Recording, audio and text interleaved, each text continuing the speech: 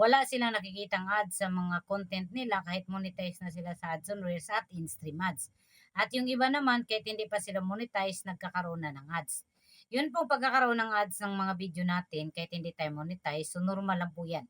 Nilalagyan na po talaga ni Meta ng ads yung mga content natin kahit hindi pa tayo monetize. So hindi po porket na nilalagyan ni Meta ng ads yan, hindi pa tayo monetize, ay kikita na po tayo. Saka lang po tayo kikita dyan kapag monetize na po tayo.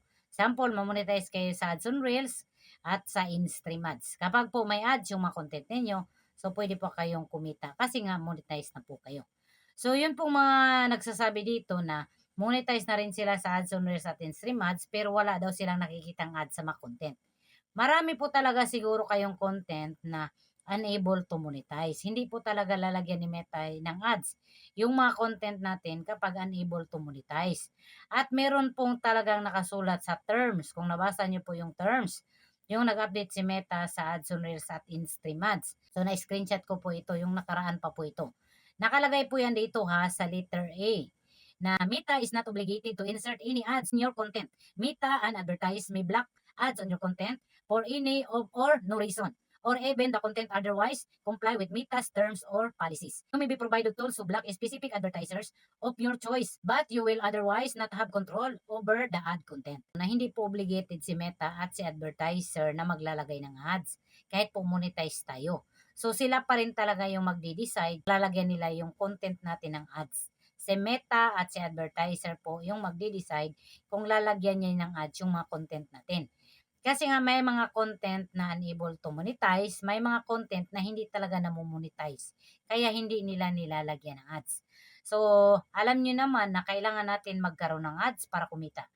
Kasi hindi po nagmamatter na marami lang tayong views. Kailangan po monetize yung content natin at may ads. Kasi kung basehan lang po natin yung views, paano nyo po ma-explain yung mga content na million-million ang views pero wala namang kinikita.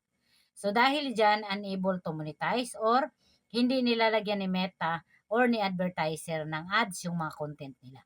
Hindi po porkit monetize tayo ay kikita na tayo at magkakaroon na tayo ng ads. Kasi it depends pa rin talaga kay advertiser or kay Meta kung lalagyan niya ng ads yung mga content natin. Para po maligyan ni Meta or ni advertiser ng ads yung mga content natin, so kailangan po yung mga content natin ay monetize din. So, dapat aware kayo kung ano yung mga content na pwedeng i-monetize, yung mga content na walang violation, yung mga content na kailangan talaga pasok sa guidelines ni Meta para hindi kayo magkaroon ng problema.